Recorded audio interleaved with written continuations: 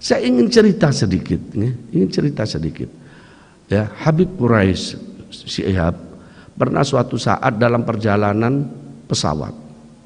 Di pesawat duduk di hadap di sampingnya itu ada seorang ibu-ibu yang sudah tua. Nampaknya orang barat, orang Jerman.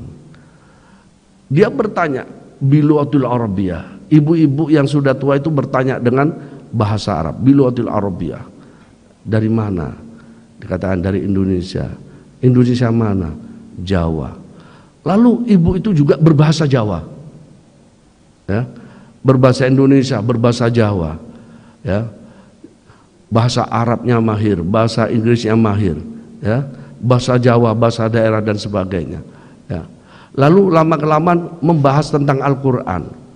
Ternyata ibu yang sudah tua itu hafidhah, hafal Al-Quran 30 juz.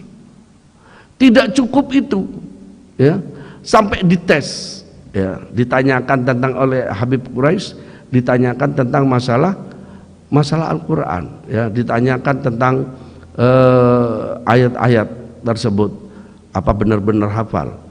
Betul-betul hafal. Nah, setelah itu lalu orang tersebut, ibu-ibu yang sudah tua itu, ya, merasa tidak cukup dengan menghafal Al-Quran. Dia menghafal tafsirnya, tafsir Jalalain. Dia hafal. Tidak cukup dengan tafsir Jalalain. Karena apa? Al-Quran, untuk memahami Al-Quran butuh hadis-hadis, ya, tentang fikih, tentang hukum-hukum. Dia hafalkan Bulughul Maram. Wah, Al-Quran ini gak cukup hanya juga hukum-hukum, karena isinya juga ada tasawufnya. Dia hafalkan hadis-hadis Riyadhus Shalihin. Jadi banyak hadis yang dia hafal, ya. Tapi lalu dia berpikir, ibu itu juga berpikir bahwa di dalam Al-Quran itu juga terdapat ilmu tasawuf. Lalu si ibu itu juga sampai 10 kali hatam kitab Ihya Ulumuddin. Membaca kitab Ihya Ulumuddin sampai 10 kali hatam. Coba bayangkan. Hingga ketika suatu saat translate, ya, translate itu berhenti dulu, Pak.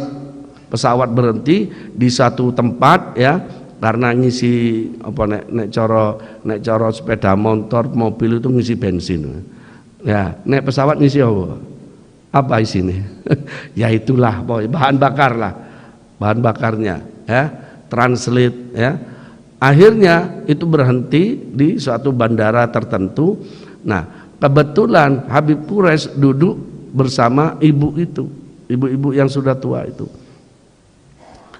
Lalu ditanya, Habib Quraisy kok kerasa kok belum cukup, saya ingin tanya, ragu.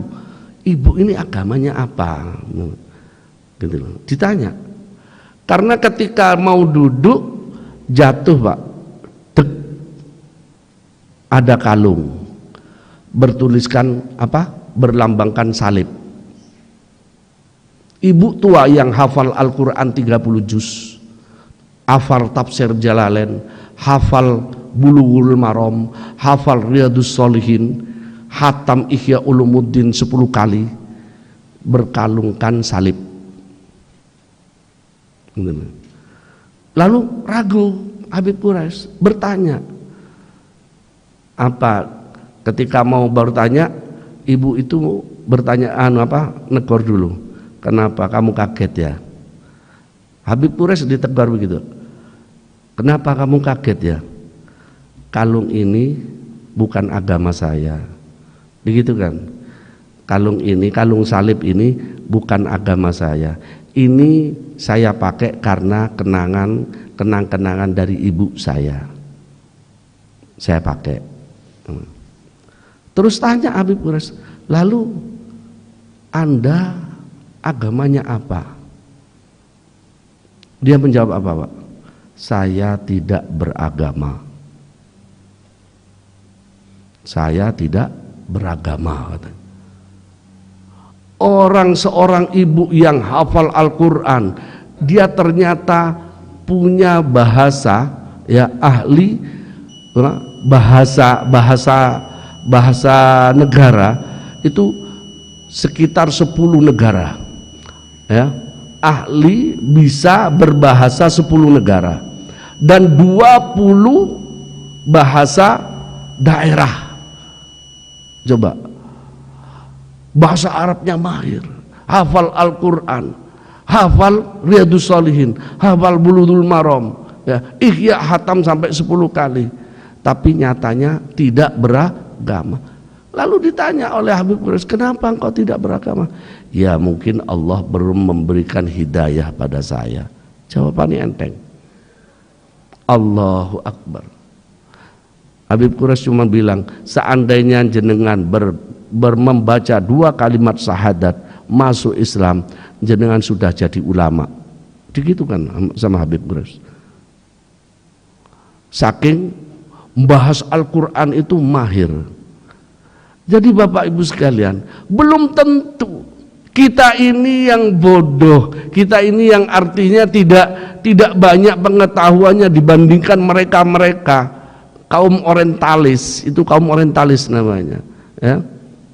Kita diberikan iman oleh Allah, dianugerahi iman, petunjuk oleh Allah, hidayah. Ini tentunya harus bersyukur Bapak Ibu sekalian. Bersyukur. Bersyukur. Dibandingkan mereka, coba bayangkan, banyak di luaran sana